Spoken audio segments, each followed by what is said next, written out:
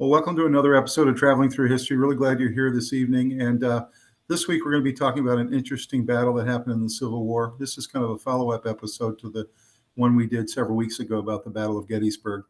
And this is about the Battle of Antietam, which was actually the first foray by Lee and the Confederates into the Union territory.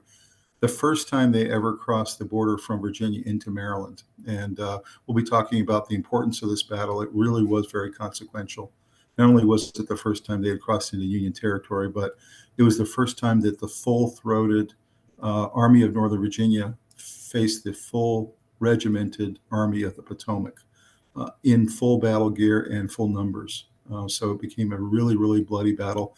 Matter of fact, it was the most bloody day of the entire Civil War, and it's actually the most bloody day in our entire American history, even still today.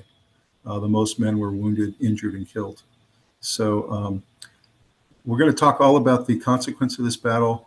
What were the objectives Lee and the Confederates had in trying to take this particular battle and also get into Union territory for the first time? What were they trying to achieve?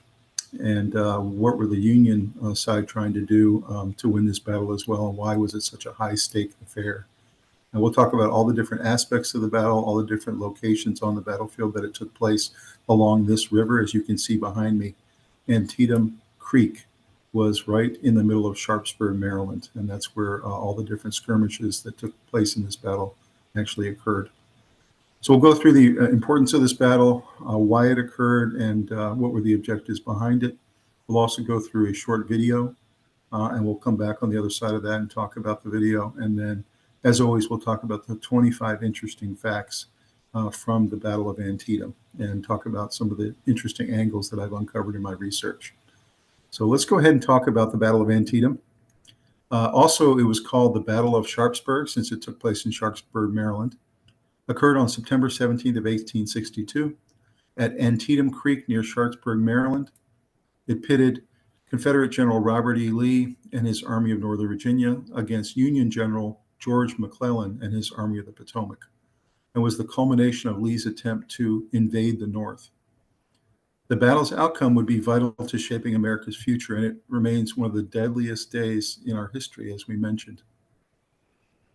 There was a lot at stake for this Battle of Antietam. By mid-summer of 1862, President Lincoln had actually drafted the Emancipation Proclamation, a document declaring freedom of all slaves in the so-called rebellious states. And he had it ready to go, and he was ready to release it. However, because of a string of Confederate victories, and essentially the Confederates and Lee had been winning all throughout 1861 and most of 1862 leading into this battle. They'd been on a huge winning streak. Confederates were very confident. They had the better generals, they had the better leadership, they had the better tactics. And they were basically whipping the Union battle after battle. This particular battle happened right after Second Bull Run, where the Confederates had achieved a significant and decisive victory against the Union at Bull Run in Virginia. Lincoln was advised by his advisors that instead of releasing the Emancipation Proclamation after a loss to the Confederates, to wait for a Union victory and to do it after that. And essentially, this battle was a draw in the end. Both sides suffered heavy losses. Both sides really didn't get the decisive victory that they wanted, but the Union declared victory. This is the first time they came close to a victory. And because they declared victory, shortly thereafter, Abraham Lincoln did release the proclamation, essentially releasing the slaves across the entire United States. So there was a lot of consequence from this battle, and we'll get into all the angles and aspects of that. So after some demoralizing Union losses, including Major General John Pope's sound defeat at the Second Battle of Bull Run, it became clear the Confederacy was not going to be easy to crush by the Union. Lincoln's cabinet feared releasing the Emancipation Proclamation at a time that would seem desperate and would be difficult to enforce. To further complicate matters, Republicans faced midterm elections that fall in November of 1862, and their victory was not in the bag, and they were very worried they were going to lose seats in Congress. Frustrated by Lincoln's policies and the course of the war, the Democrats launched a huge anti-war campaign, hoping to take over the U.S. House of Representatives. Of course, General Robert E. Lee knew all of this. He knew the election was coming up. He knew that Lincoln was under tremendous pressure And he wanted to force the issue. He wanted to take advantage of that and really see if he could expose some of the weaknesses in the Union and build some of that dissent against Lincoln. Also in Europe, France and England were watching this very carefully, what they called the war among the states. And they were anxiously wanting to trade really with both sides. They wanted to trade with the Union, they already were, but they also had been trading secretly with the Confederates, kind of through backdoor channels. And they wanted to do it out in the open. And they felt like the only way they could trade out in the open with the South was to recognize them as a country and be able to give them legitimacy. So they were watching this Battle of Antietam very carefully, because if this was another victory by the Confederacy on Union soil, the French and the British felt like they could recognize this as the new country, the southern states, the Confederate southern states of America, and that they could establish trading partnerships with the South. So after Lee had thwarted the plan of General George McClellan to lay siege to Richmond, which was the capital of the Confederacy, in the Peninsula Campaign, McClellan had retreated after that particular battle, hoping to take advantage of the Union's low morale and their seeming ineptitude of their generals. Lee chose to push his army north across the Potomac River and into Maryland, where they soon occupied the town of Frederick, Maryland. On September 9th, Lee issued Order 191, defining his Maryland campaign. His plan was to enter Northern Territory, dividing his army into several sections, but then coming back together at Sharpsburg. He also had a plan for Thomas Stonewall Jackson to go to Harper's Ferry, Virginia, and capture the depot there and be able to seize a number of weapons and ammunition and cannon, and also other stores and supplies. So all of that was going to be happening all as part of this big Maryland campaign. In terms of Special Order 191, after the Confederates abandoned their campsite around Frederick, McClellan's army moved in. What happened next was pivotal. September 13th, two Union soldiers, Private Barton W. Mitchell and Sergeant John M. Bloss, discovered a copy of Special Order 191 with detailed Confederate troop movements wrapped around 3 cigars in an open field. So just think about how amazing this was, that these Union soldiers came upon the Confederate battle plans in a very weird way, out in the middle of the field, wrapped around 3 cigars. McClellan, having been brought these documents, looked them over very carefully, had his men look them over to see if they were authentic. They decided they were, and so they essentially had all of the plans that Lee had proposed to his generals to go forward with. So it was really a huge decided advantage for McClellan at the time. So when Lee heard that the copy of Special Order 191 was missing, he knew that he needed to scatter his army and come up with a different plan, that the original plan was not going to work. September 14th, at the base of South Mountain near Sharpsburg, Confederate Generals D.H. Hill and James Longstreet's units encountered Union resistance and sustained heavy casualties. Lee planned to retreat to Virginia, but he changed his mind after hearing Confederate General Stonewall Jackson had captured Harper's Ferry as he had planned. So literally, he was about to turn around and go back to Virginia after the bloodbath that happened at South Mountain, but changed his mind and decided to push on into Sharpsburg as originally planned. So the Battle of Antietam then began on dawn of September 17th, 1862. Essentially, the first shots were fired at 5:30 a.m. as each of the sides came out of the woods.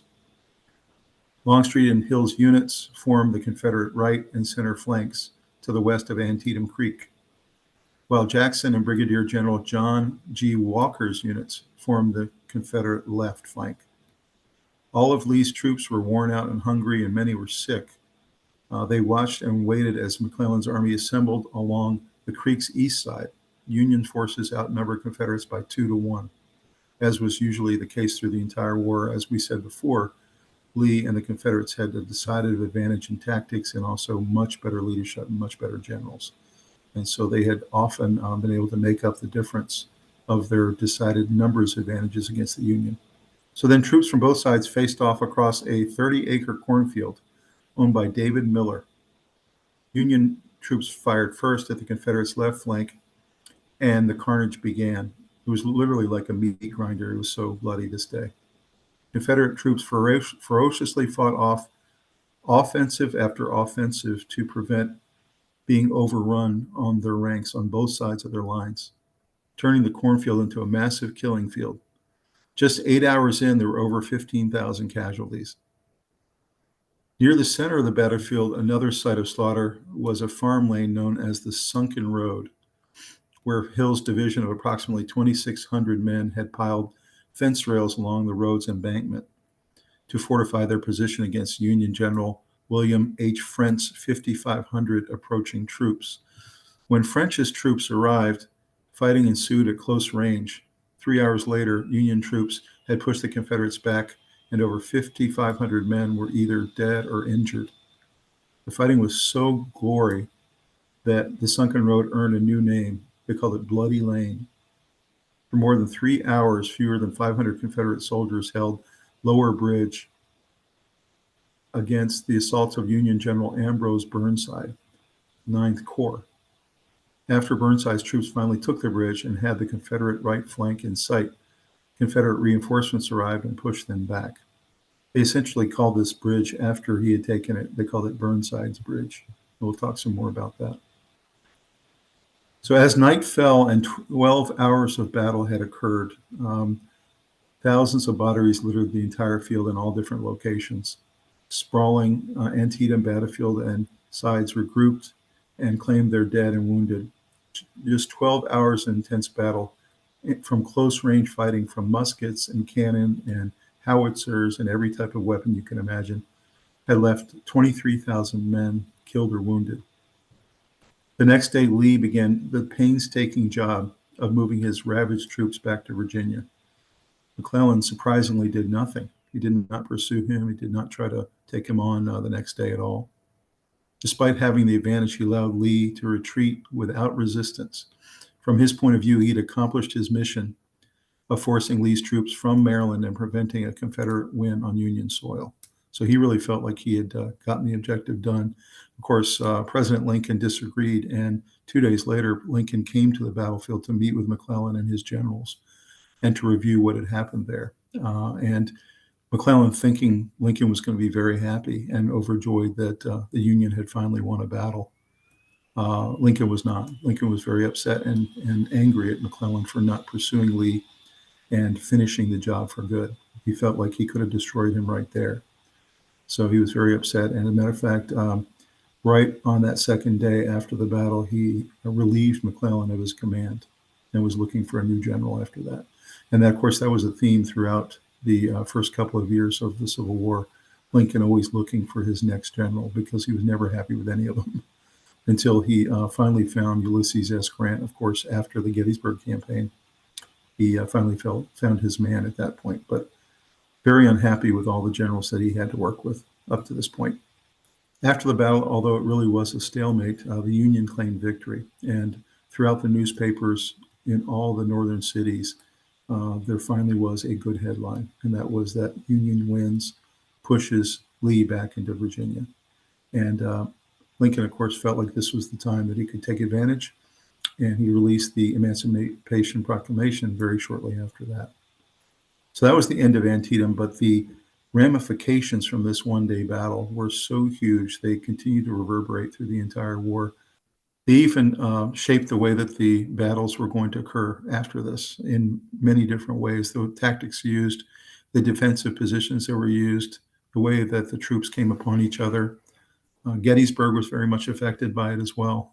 So Antietam was a very consequential battle and one of the turning points of the war for sure. Well, let's go ahead and take a look at a short video, and we will come back and discuss it on the other side. In September 1862, General Robert E. Lee marched his army, now called the Army of Northern Virginia, into Maryland. His plan was to march north of Washington and draw Union troops away from the capital. As Lee's army marched north through Maryland, General George McClellan moved his army to follow him, always staying between Lee's army and the capital. McClellan's forces numbered 80,000 men. On September 13th, in an amazing stroke of luck, Union soldiers found Lee's secret orders wrapped around 3 cigars in a field. The orders revealed Lee's strategies and plans. McClellan now knew the size, location, and movements of Lee's army, and he would use it against him. On September 17, 1862, McClellan's Army of the Potomac attacked Lee's Army of Northern Virginia near Sharpsburg, Maryland. Over 100,000 men clashed for control of the cornfields, sunken roads, and bridges outside the town and along the Antietam Creek. The battle was one of the bloodiest of the Civil War, and the Battle of Antietam still stands as the bloodiest day in American history. At 3 different positions on the battlefield, Union forces assaulted Confederate defenses, resulting in devastating losses for both armies.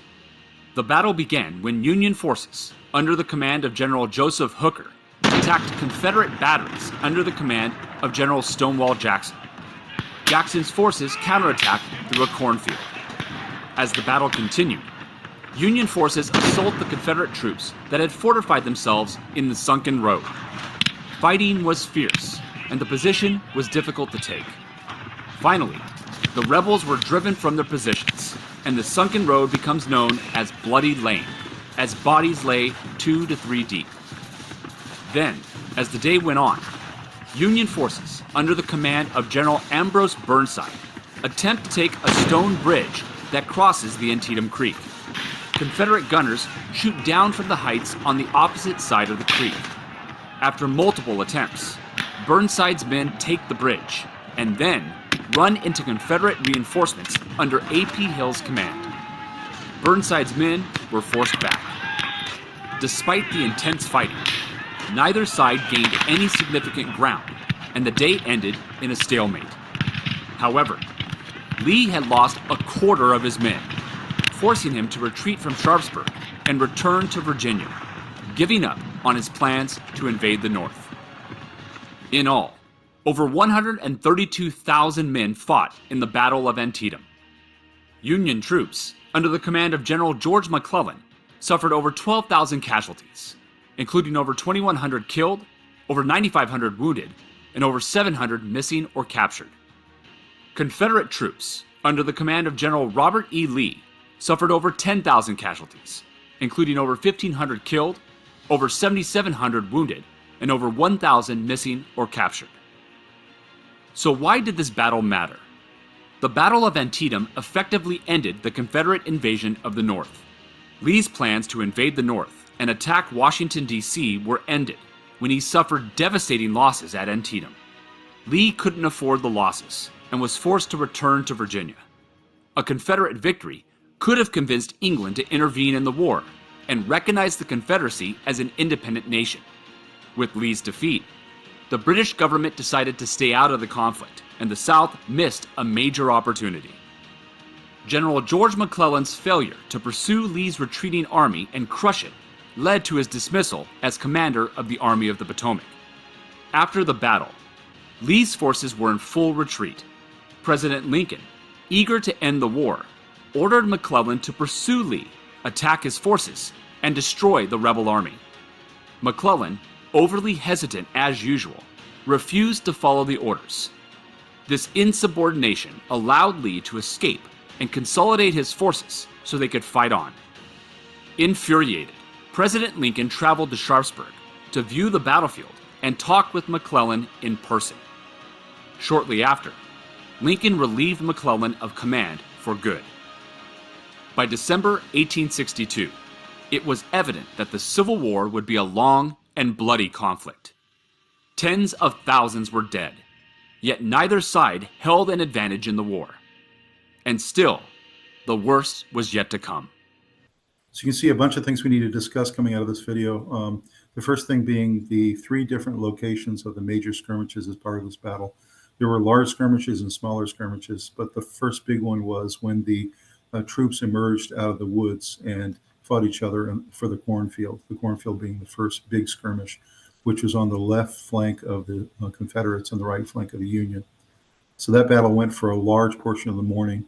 Then the biggest battle towards the middle was around the sunken road, or later called Bloody Lane because so many men got killed there. Huge numbers of men wounded or killed as part of that action. Nothing really decisive on either side. Neither side could really capture that lane decisively, but big battle up the middle. And then finally, down on the right side of the Confederate line, left side of the Union line, the battle for the bridge that you can see behind me, which they later called Burnside's Bridge. Union fought very, very heavily that day with lots of losses to capture that bridge, and they finally did. But then they ended up getting pushed off that bridge again later when the Confederates came in with reinforcements. So, as they said in the video, it really was true. This battle, incredibly bloody, the bloodiest day in our history for a one-day battle, but not decisive. Neither army really won this battle, and even though the Union claimed victory, essentially it was a draw, and the Confederates limped back into Virginia afterwards.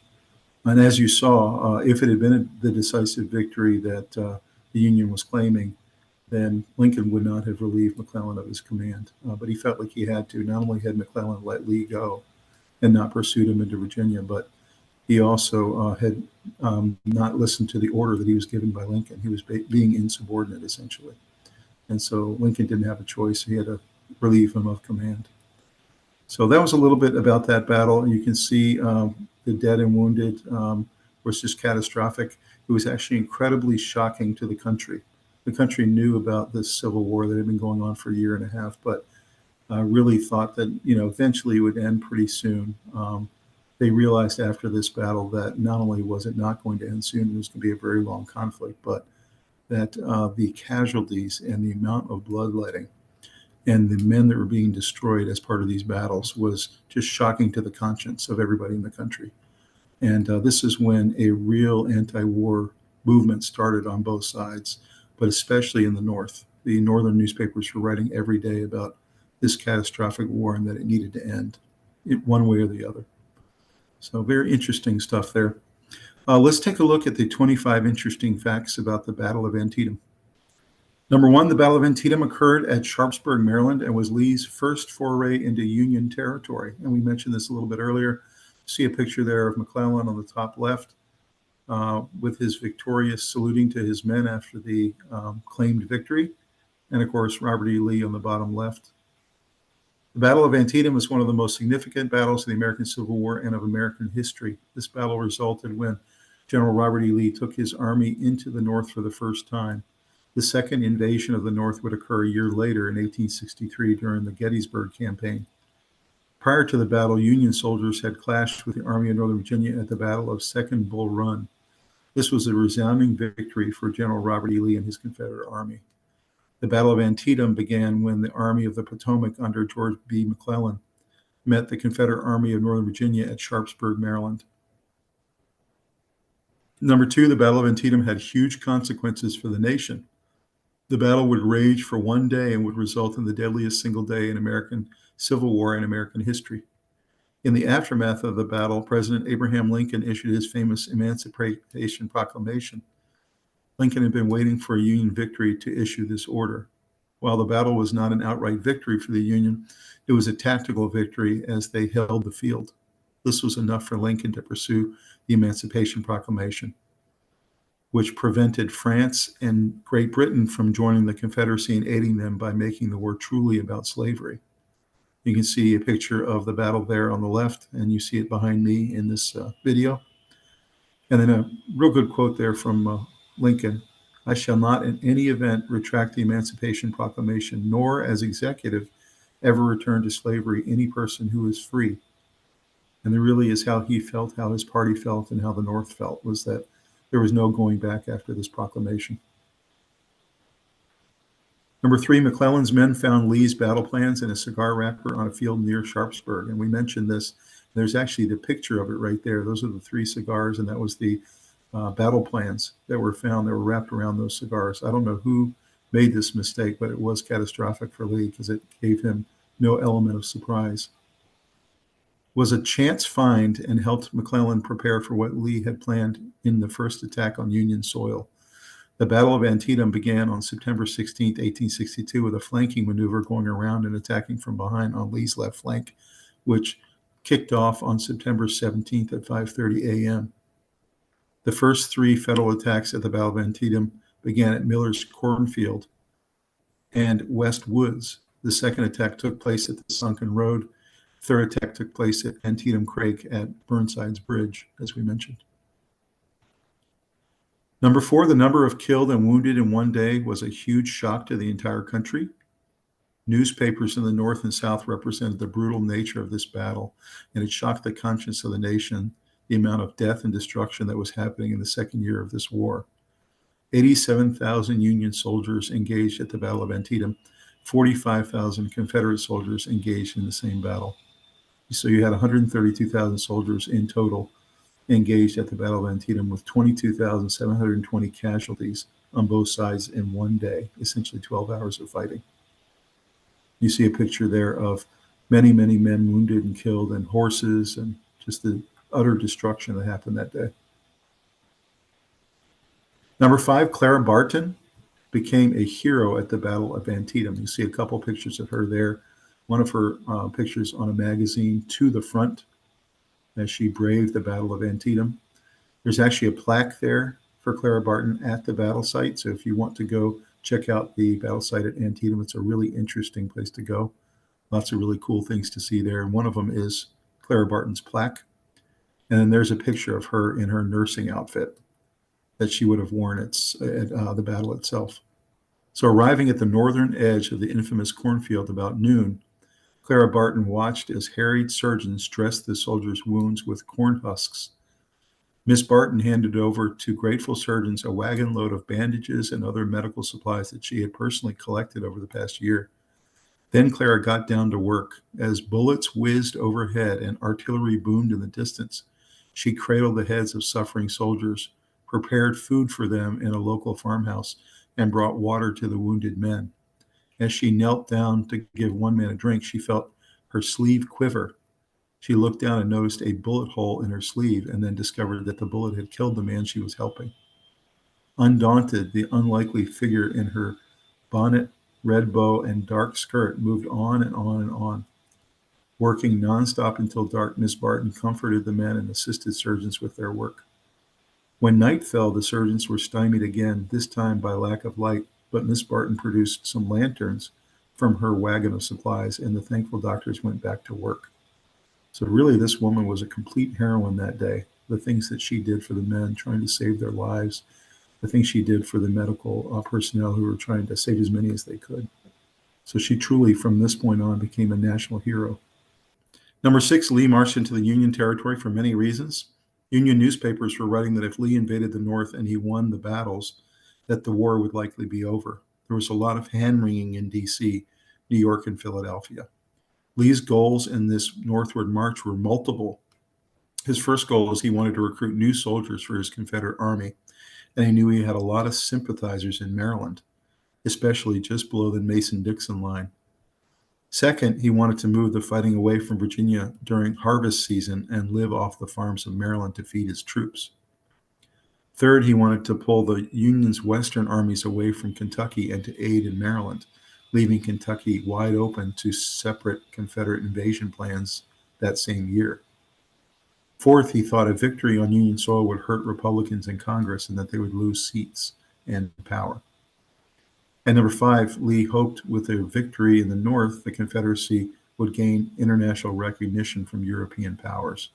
So you can see Lee had a lot of goals in this battle. It was very important to himself and to Jefferson Davis and the Confederates. They wanted to try to achieve all of these different goals. You can see a map there on the bottom left of some of the Union troops that had to turn back out in Kentucky and Tennessee to double back to Maryland to come support. And that was part of the objective here, is to draw them from west and also draw them from D.C. Number 7, McClellan took 18 hours to get his men ready to move, being notoriously slow to react. And you heard in the video a discussion of this, that McClellan was always tentative. He was always kind of very slow to react. He was always trying to reorganize his men all the time. It was one of the real frustrations with McClellan by Lincoln, was that he was so slow to act and pursue. After McClellan received Lee's battle plans, after his men found them wrapped around cigar wrapper, he took 18 hours to assemble and his men to get ready for the march of the fields of Antietam. The battle took place the next day, September 17th, 1862, with the first shot kicking off at 5:30 a.m. with an attack directly on Lee's left flank. Skirmishes would take place all day long at the Cornfield, Burnside's Bridge, and Sunken Road, as both sides tried to get an advantage on either side of Antietam Creek. So really his tentativeness all the way throughout this whole process. He could have attacked on September 16th, the day before. He could have pursued Lee after the battle. There are many things McClellan could have and should have done. Number 8, the Battle of South Mountain. As you heard in the video, this was discussed. It happened a couple of days before Antietam. It was September 14th, 1862. Some 38,000 Union troops attacked 12,000 Confederates posted as rear guards at Crampton's, Turner's, and Fox's Gaps on South Mountain, approximately 1,000 feet above sea level. So you can see the little hill there on both pictures. The defenders were pushed out by dusk at a cost of 2,500 Union casualties and 3,800 Confederates. At the same time, Lee had only 18,000 effectives around Sharpsburg and Antietam Creek. Had McClellan attacked with his entire 75,000-man army and not been hesitant, or even the troops now atop South Mountain, the Southerners would have had little chance to win the battle. Instead, fearing Lee might outnumber him, he moved his men to the ridges east of Antietam Creek, where he paused to let them rest. By midday of September 16th, all but 3 of Lee's 9 divisions had arrived. 200 artillery pieces supported the infantry that was spread out in the woods and rolling hills of the bend of the Potomac River. The Army of Northern Virginia was fanned out crescent-like, its right flank on Antietam Creek and its left flank on the Potomac River, with Lieutenant General Jeb Stuart's cavalry guarding the gap between Potomac and infantry's left flank. So you can see the advantage was really lost here by McClellan because he was so slow and tentative.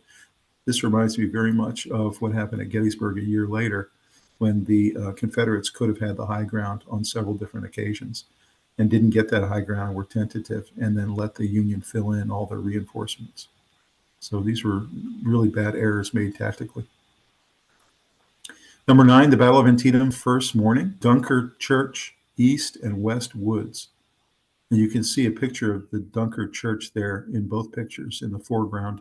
One, the picture in the bottom, was the picture from that day that it happened, 150 years ago. The overcast, drizzly morning of September 17, 1862, soon gave way to sunshine that glinted off the bayonets and rifle barrels of Hooker's men as they marched towards a whitewashed church of the Baptist Brethren, a sect commonly called Dunkers because they practiced complete immersion in baptism. The Dunkard Church sat between the Hagerstown Road and the West Woods, woods that concealed men of Stonewall Jackson's corps. A little way north and on the opposite side of the road lay D.R. Miller's cornfield. Hooker's men emerged from the north woods just beyond that field, and his artillery set up on its edge. Again and again, Confederate counterattacks would crumple in the close-range canister fire by those guns. Initially, these cannon and these across Antietam Creek poured long-range fire into the Confederate positions. The Battle of Antietam became known as Artillery Hell, a combined total of 500 guns fired mostly from small rises with long, clear lines of sight on both sides. Rocky outcroppings throughout the battlefield caused solid-shot shells to ricochet wildly. The cannon fire could be heard as much as 10 miles away. So you can just imagine what this sounded like on both sides with these 500 guns firing back and forth at each other across this field. Number 10, the battle ended in a draw because Stonewall Jackson's men came up in reserve to save the Confederate army. As the Union Army was about to get a decided advantage late in the day at Antietam, General Thomas Stonewall Jackson and A.P. Hill's men arrived and provided reinforcement support to essentially save the Confederate army from retreat. McClellan had a huge numerical advantage in troops and could have finished off Lee at this battle, but squandered the opportunity with bad battlefield tactics. Lee and his generals marched away from Antietam towards Virginia to fight another day. So Stonewall Jackson and A.P. Hill really saved the day here, coming up from behind. As we mentioned earlier, they had earlier been at Harper's Ferry capturing the weapons and ammunition there, and then had rushed over here to Antietam to be in support. Number 11, McClellan did not pursue Lee into Virginia, as we mentioned. Just like Meade a year later in Gettysburg, McClellan and his men celebrated their actions at Antietam, but did not pursue the beleaguered Confederate army into Virginia, but instead hung back to regroup. This was a huge lost opportunity, and Lincoln immediately came out to the battlefield from Washington, D.C. to survey what had happened and to debrief with McClellan. After the conversation, Lincoln was so disappointed he relieved McClellan of command and continued his search for his commander for the Union forces going forward. You see a picture there on the top. That's Lincoln arriving at the battlefield 2 days after the battle. And then on the bottom left, you have Lincoln talking directly to McClellan face to face. Number 12, Lincoln's Emancipation Proclamation had been long planned, but he had been advised he must wait for a Union victory to announce. You can see a picture of him in the top right with his cabinet, and they had been discussing this for a long time about when was the time to release this proclamation. And you see a copy of it down on the bottom right. He had had it penned for some months already. It was ready to be released. Lincoln stated on several occasions that the primary war aim of the Union was to abolish slavery once and for all on the North American continent and to put the country back together in the model as envisioned by our framers, a country where all men were created equal, truly equal. He wanted to announce his Emancipation Proclamation in 1861 when the war broke out, but was advised by multiple advisors to wait for Union victory. The problem is one didn't come for the first 16 months of the war, and Lincoln was getting impatient. So he took the draw at Antietam as the chance, and he issued the proclamation January 1st, 1863, officially freeing all slaves in the United States effective immediately. So this was a huge moment, one of the many reverberations that came out of this battle, and there were many. But probably the biggest one of all was this proclamation that Lincoln had loaded up and ready to go and finally released after what was essentially a draw, but the Union claimed was a victory. Number 13, Antietam changed the way both sides saw the war in more ways than any other battle, and that really is true. No other battle in the Civil War changed the perception of the war overall as Antietam did. It changed the war to the North now being the Army of Freedom due to the Emancipation Proclamation. It changed the perception that the North would lose every battle. Confederates had been winning consistently for 16 months. It changed the overall calculus of the war, that it would be long and drawn out and a war of attrition and not a short series of skirmishes.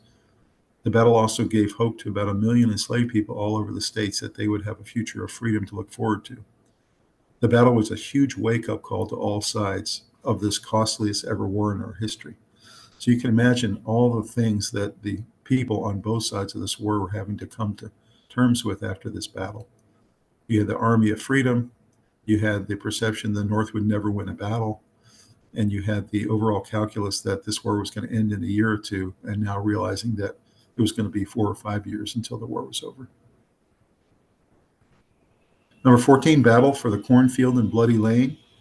After a brutal battle over what became known as the cornfield, Hooker was repulsed with the loss of a quarter of his men. Hooker himself was shot in the foot and was carried from the field. Command of his corps passed to Brigadier General George Meade. Of course, you might remember that name because he was the general at Gettysburg a year later. Jackson's division suffered even more severely, losing nearly all their generals and colonels. It was only the arrival of Brigadier General John B. Hood and D.H. Hill which enabled Jackson's corps to hold. Had other federal corps been at hand to support Hooker's attack, the outcome of the battle might have been very different. Major General Joseph Mansfield's corps next attacked further to the left, and with better fortune. Mansfield, however, was mortally wounded, and his command passed to Brigadier General Alpheus Williams, who led the corps well. After heavy fighting, Hood and D.H. Hill were driven back. Again, want of support checked the Federals, and the fight became stationary, with both sides losing many thousands of men. So, as was the case of all the different skirmishes that happened that day, and there were a lot of them, it really ended in a stalemate for the most part. Number 15, the sunken road, and you can see a picture of it there to the left and also to the center, two different angles of the sunken road. Towards the center of the battlefield, two more Sumner's divisions were sent forward against the Confederate position in a sunken farm lane or sunken road. Hundreds of Union attackers, including soldiers in the famed Irish Brigade, were cut down as they crested a ridge in front of the Confederate defenders who were in a defensive position. A flanking maneuver briefly allowed the Federals to pierce the sunken road line, but it was not followed by substantial reinforcements or further advance. Eventually, Union soldiers were pushed back, and the Confederates held the important battlefield center. So this really was the center of the line, and the Confederates were absolutely determined to hold it. 16, the battle for Burnside's Bridge. And you can see a picture of Burnside right there. Burnside, on the southern end of the Union lines, had received his orders late and acted on them later still. The battle was over on the Confederate right, where Burnside fired a shot, and Lee was able to shift nearly all of his troops from his southern wing to support Jackson in the north. At last, Burnside moved forward, but his advance was immediately checked by a handful of men left to oppose him at what became known as Burnside's Bridge. Fewer than 500 Georgia sharpshooters covered nearly a mile of ground from the bridge south to Snavely's Ford, the only other practical crossing of the Antietam in the area. These men turned the stone bridge into a killing zone, and Burnside spent more than 3 hours trying to force a crossing of the creek. With their ammunition all but exhausted, the Confederate defenders were at last driven back by a Federal bayonet charge. Confederates were outnumbered 2-1, but still held firm. As we mentioned earlier, in almost every battle in the war, the Confederates were heavily outnumbered and would have to win on tactics and better leadership. Despite being outnumbered nearly 2-1, Lee committed his entire army at Antietam, while McClellan sent in around 3/4 of his Federal force. McClellan's piecemeal approach to the battle failed to fully leverage his superior numbers and allowed Lee to shift forces from threat to counter Union attacks. During the night, both armies tended to their wounded and consolidated their lines. About 23,000 men from both sides were killed, wounded, or missing, making September 17th the bloodiest single day in American military history before or since.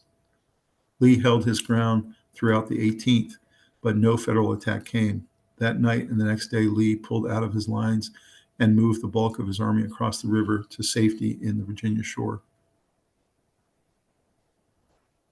Number 18, the battle map of Antietam on September 17th, 1862, shows a desperate all-in battle. And you saw this battle map in the video, very well put. And you can see up at the top there is the cornfield with Meade and Doubleday and Ricketts and Mansfield all fighting on that side for the Union. And then on the southern side, you had Stewart and Jones and Early and McLaws and Lawton and Hood.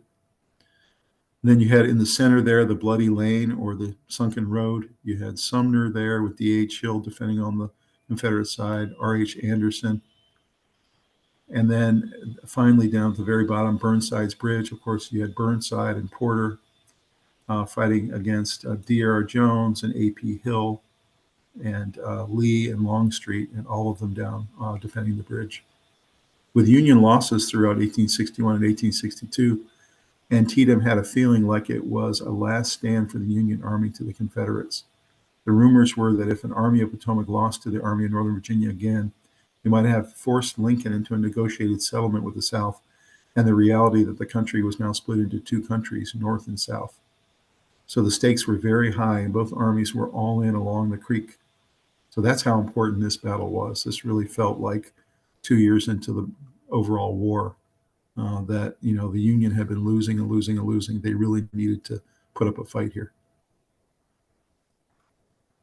Number 19, the Battle of Antietam was very costly in loss of leadership and death of generals. Battle of Antietam was the demise of 5 total generals and 148 total officers. So it really was a complete bloodbath, not just in men, but also in the leaders that were lost.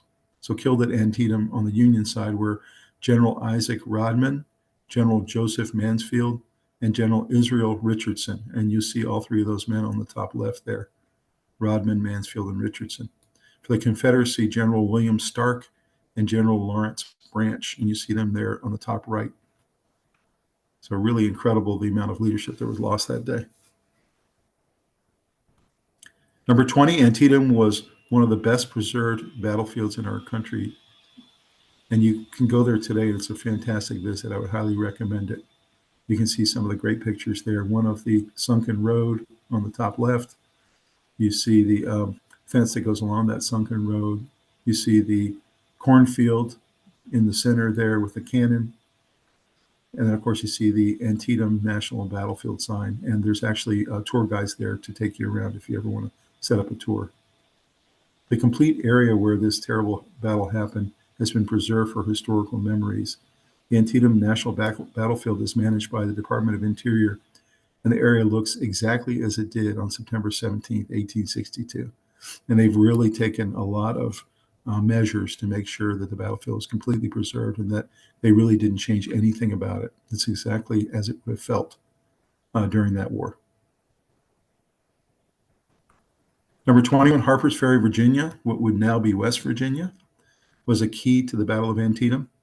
When General Robert E. Lee found out troop movements had been discovered by the Union when they found his battle plans wrapped around a cigar wrapper, he did have thoughts about retreating back to Virginia before the Battle of Antietam and regrouping. But when he found out Stonewall Jackson and his troops captured Harper's Ferry as planned, Lee changed his mind and squatted in Sharpsburg and sent word to Jackson to march towards Antietam to support and reinforce. You see a couple pictures there on the bottom left and the center and the right left. That's what Harper's Ferry looked like. And that was actually Jackson rolling into Harper's Ferry and capturing it and bringing back with them many of the supplies and ammunition and cannon and other things that they were after. So that really gave Lee the confidence that they could go ahead and stand at Antietam. Number 22, England and France pulled back support for official Southern independence after the Battle of Antietam. Both France and Great Britain had thoughts of recognizing the Confederacy as a separate country. They wanted to do so to resume trade with the Southern states to work around the Union blockade. The Battle of Antietam, while no actual winner was determined, was a strategic victory for the Union. One of those benefits was that these foreign countries would not now recognize the South as separate. And you can see on the top left there some of the goals that was part of this Southern strategy. One was to be recognized as an independent nation in order to preserve their way of life in the South. One was to defend its homeland by holding onto as much territory as possible until the North got tired of fighting. Another one was to capture Washington, D.C., which, of course, they were hoping they could do if they had won at the Battle of Antietam. Control border states, gain England's support, and expel Union troops from the South. So these were all the major strategies that Lee and Jefferson Davis had. Number 23, better technology in photography and medicine were on display. The Union gave Matthew Brady and his employee Alexander Gardner permission to go to Antietam 2 days after the battle. His mobile photography studio gave Americans a firsthand look at the devastation of the battle, which truly shocked the nation. And I took a look at a lot of these photos, and I did not put them in this presentation because they were so graphic. They really were hard to look at. But this man did a fantastic job as photographer with his employee, really capturing the devastation of what had happened. And a lot of these photos got into newspapers, and of course, the popularity of the war started to sink on both sides of the war. Also, many of the wounded may have died as they laid on the battlefield, but they didn't thanks to the father of battlefield medicine. That's Dr. Jonathan Letterman. He developed strategies and techniques to remove the injured using ambulance corps. The system we use even today is based on Dr. Letterman's. You see a picture there of Dr. Letterman in the center, and then to the right, some of his hospital corps that he used, or ambulance corps, to pull men off the battlefield as quickly as possible and get them into surgery and get them into hospitals. He really had a great system, and it saved a lot of people's lives. Number 24, President McKinley was a Union officer at the Battle of Antietam. Before he became the United States president, William McKinley was a sergeant in the Union Army. In 1862, he fought in the bloody Battle of Antietam and proved his bravery by bringing much-needed supplies and rations to frontline soldiers under heavy fire. For his action, McKinley was promoted to second lieutenant. Following the Battle of Antietam, McKinley's regiment traveled to Western Virginia to recuperate. And you can see a plaque there for him at the battle site. Sergeant McKinley from Ohio's Voluntary Infantry was in charge of the commissary department on the afternoon of the day of the Battle of Antietam. He personally and without orders served hot coffee and warm food to every man in the regiment on the spot, and in doing so had to pass under heavy fire. You see a picture there in the center of him actually providing coffee and water and food to the men as they fought, and another picture on the bottom right of the same. 25, some of the famous quotes from the Battle of Antietam. Up on the top left there, George McClellan. The spectacle yesterday was the grandest I could conceive of. Nothing could be more sublime. I am well nigh tired out by anxiety and want sleep. In the middle there by Clara Barton, it was a miserable night. There was a sense of impending doom. We knew, everyone knew, that two great armies of 80,000 men were lying there face to face, only waiting for dawn to begin the battle. So you can imagine from her perspective, she knew what was coming. And then, of course, you saw what she went through the next day to try to help as many men as she could. So top right up there, this was Henry Halleck. The character of the war has very much changed within the last year. There is now no possible hope of reconciliation with the rebels. There can be no peace but that which is enforced by the sword. We must conquer the rebels or be conquered by them. And so it really did feel that way very much at Antietam and afterwards, that this was the line that was drawn and that this war was going to have to go the distance. It was going to be a long, drawn-out battle. And that's how everyone felt on both sides. Middle left there by Robert Gould Shaw. We are fighting for a people whose poetry has not yet been written. And of course, he's talking about the slaves and about the freed men, and that they really felt that way on the Union side, that they were fighting for not just themselves and for the country, but for this million group of people that had never really tasted freedom. In the middle there, Stonewall Jackson, the patriot volunteer fighting for a country and his rights makes the most reliable soldier on earth. Stonewall Jackson. Here's one by Abraham Lincoln. If I could save the Union without freeing any slave, I would do it. And if I could save it by freeing all the slaves, I would do it. And if I could save it by freeing some and leaving others alone, I would do that. I have here stated my purpose according to my view of official duty, and I intend no modifications of my oft-expressed personal wish that all men everywhere can be free. And then down the bottom left, this is Burnside. It is not death, therefore, that is burdensome, but the fear of death. And that's really is how you feel when you're in battle, is that the fear of death is worse than death itself. Down the bottom middle, it is a time for action, not speaking. The only way in which I can speak now is through the mouths of my cannon. And then Lee said, it is well that war is so terrible. We should grow too fond of it. It's very similar to a quote that was done by Patton, where essentially, because it's so terrible, hopefully it prevents us from doing this very often in our history. So hopefully you enjoyed that and you learned a lot of different angles about the Battle of Antietam. It really was an amazing occurrence in our history, the bloodiest day that we've ever seen, even since. Many reverberations and things happened after the battle that both sides had to wrestle with for many years. And in some ways, we're still digesting what happened that day and all the different things that happened afterwards. Really was one of the turning points of the war, in that the Union had not won or even drawn a battle yet. They had been losing consistently to the Confederates, and this was the first time the Union was able to stand up to Lee and his fighting force and actually at least get a draw and stand their ground on Union soil. So very, very consequential battle, as you can see. Hopefully you learned a lot from that presentation and from the 25 interesting facts and from the video, and that you'll dig into a little bit more of the Battle of Antietam. And as I said before, I would recommend a visit to the site if you're ever in the Maryland area. Go to Sharpsburg and go on a tour with one of the guides there. It really is worth the time and worth the effort. Anyway, thank you very much for your attention this evening, and we'll see you next time on Traveling Through History. Please like this video and subscribe to the channel. We have many more topics coming your way. Thanks so much.